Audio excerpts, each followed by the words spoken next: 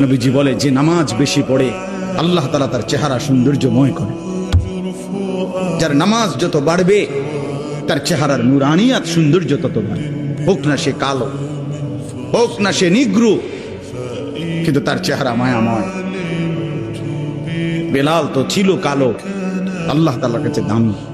আবু লাহাব তো ছিল শুধু সুন্দর না, সুন্দরের আব্বা, সুন্দরের আব্বা।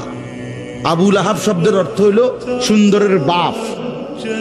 আবু লাহাব একবার টকটকে সুন্দর ছিল, বেশি সুন্দর ছিল আবু লাহাব। আবু লাহাবের নাম আবু লাহাব না, আব্দুল উজ্জা, ওইটা ছিল তার মূল নাম। আর আবু লাহাব তার উপাধি, মানে এত বেশি সুন্দর ছিল, টকটকে সুন্দর। অথচ সে আল্লাহ তাআলার কাছে কি পরিমাণ ঘৃণিত। কি ভাই, বেলাল কি পরিমাণ প্রিয়, কি পরিমাণ প্রিয়।